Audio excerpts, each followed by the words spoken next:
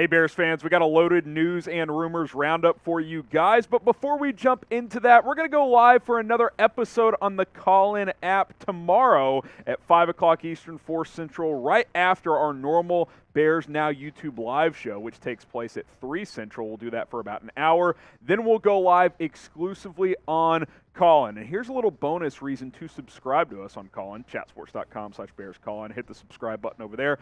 First 10 new subscribers get a shout out on our live YouTube show tomorrow. So go ahead and be sure to subscribe right now, chatsports.com/BearsCall-In. I'm looking right now. We have 196 subscribers over there. First 10 new subscribers are going to get a shout out tomorrow.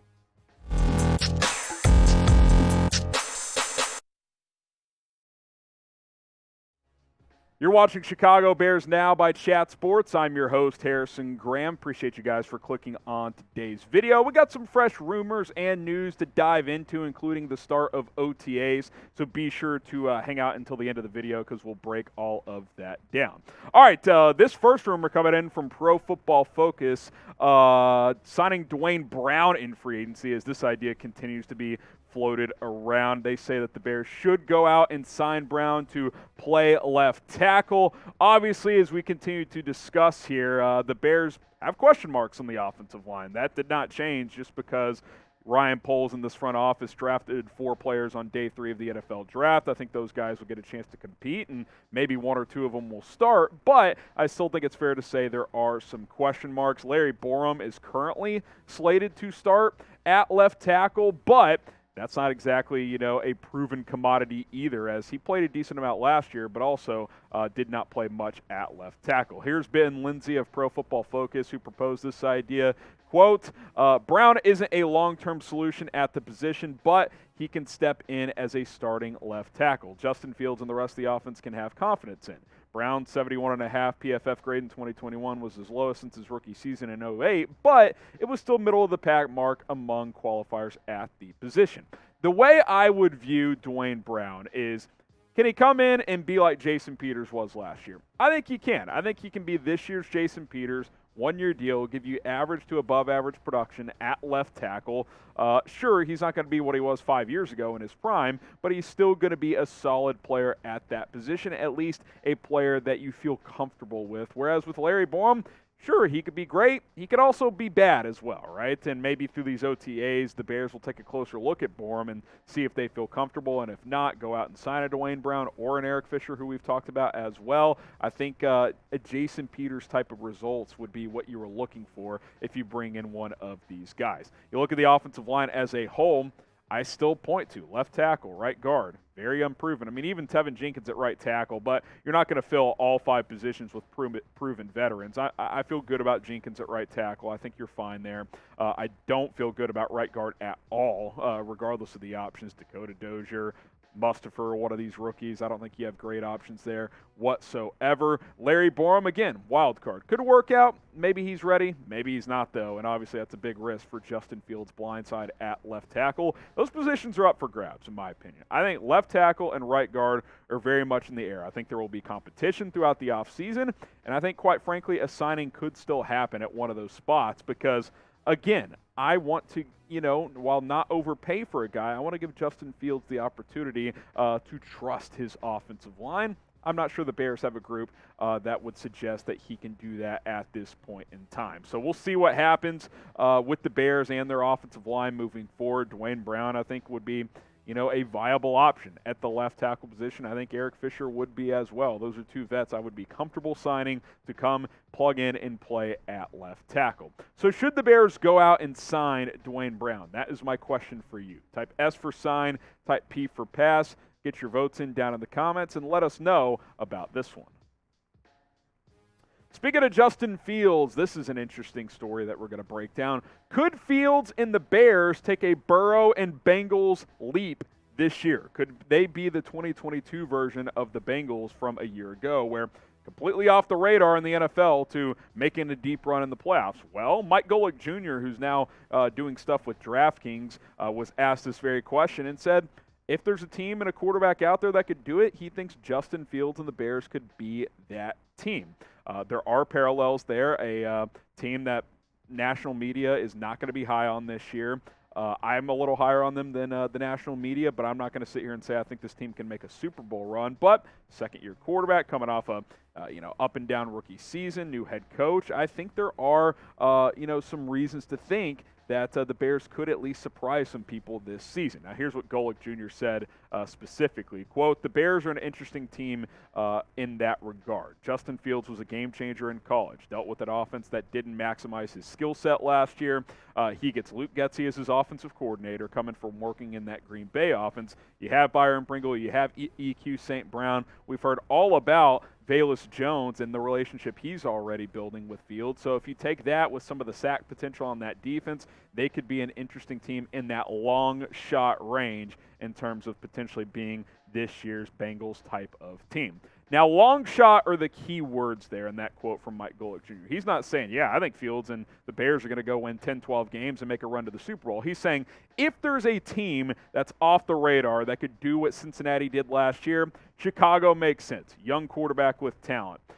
New energy with this new staff. Defense has some good pieces on it still. Cincinnati's defense played well last year. If a team's going to do it, maybe Chicago is the team to do it. So what do you guys think about this? Can the Bears make the playoffs this year? I'm not even talking about a Cinderella Super Bowl run, just the playoffs. Type Y for yes, type in for no. I want to know what you guys think about the Bears' playoff chances down in the comments. And be honest, if you don't think they can, type in for no. No big deal whatsoever. Now, obviously, if they're going to make the playoffs, Justin Fields is going to have to make that Joe Burrow year 2 type of leap where, you look at the end of the season, you're like, wow, Justin Fields is the real deal. He's a franchise quarterback. Obviously, last year, he was not helped at all by Matt Nagy and some of these players, but I think he showed some potential. We know he's dynamic as a runner. I think that the Bears will get him on the move and allow him to throw on the run and let him take off from time to time as well. I think coming from that Green Bay offense, Luke Getsy will untap some of that potential. Now, will it be a Burrow-type leap? That's, seems unlikely. But if Fields takes off, this team can surprise. If you could get elite-level quarterback play, that can cover up some weaknesses you have on your roster. There's no doubt about that. But I will add this, where Golic said, yeah, could he take a Burrow and Bengals-type leap? Bengals had 3 elite receivers. Good running back in Mixon, which the Bears have in Montgomery. I'd say they're pretty comparable there. But I don't know if Byron Pringle is a T. Higgins comp, for example. So, obviously, I'm not expecting that. But I do think the Bears could surprise some people, and I think that Justin Fields can take a jump. I continue to look at, the Eagles last year. I think Fields is a completely different quarterback than Jalen Hurts and has much better potential. But can you be a little up and down early, play well late, sneak into the playoffs at 9-8, that feels more likely than making a deep playoff run. Hey, guys, help us out here. Hit that subscribe button here on Chicago Bears Now. We're continuing to try to get to 50,000 subscribers ASAP. If you want daily news, rumors, more videos around the Chicago Bears, we got you covered. Plus, after you subscribe, turn on those notifications and select all. When you click that notification bell, it's going to give you a couple of different options. Select all. That way you always get notified when we publish a video here on the channel. All right, we'll wrap things up with off-season stuff as the first round of OTA workouts begin today, as all rookies and veterans are allowed to report to Halisol. Now, it is voluntary still, but OTAs is a little bit. It's not mandatory, but typically you see more vets start to show up to this one compared to the voluntary workouts from before the draft. So I think you'll see a lot of the key vets there starting today. You look at the Bears OTA dates between now and June 9th. A couple of practices today and tomorrow as well. Then May 19th, May 23rd through 24th, May 26th, June 6th and 7th, and then June 9th as well. 9 practices before mandatory minicamp gets here, which will be June 14th through 16th. So any vets that don't show up to these OTAs, they will be expected to show up for mandatory minicamp, which begins here in just under a month, June 14th through 16th. And look, a lot of, it's May, and it's like, this stuff doesn't matter. It actually does, in my opinion. With the new regime, you're trying to install culture, you're trying to install schemes. These workouts are important. They're vital. They're critical, especially for a guy like Justin Fields trying to continue to master and learn this new offense, build chemistry with these receivers. I think these practices are very very important, and the Bears got to take advantage of them over the next few weeks. So I expect them to do that. And if we know anything about this new regime led by Matt Eberflus, these will be a hard-nosed type of workouts. These aren't going to be, a laid-back environment. This is going to be competition and to see which guys stand out over the next month or so. By the way, who's ready for football season? I'm ready to run through a brick wall and see what this team does this year. Type me in the comments if you are ready for football season to be here, because I am, and I know a lot of you guys are as well. So type me in the comments below.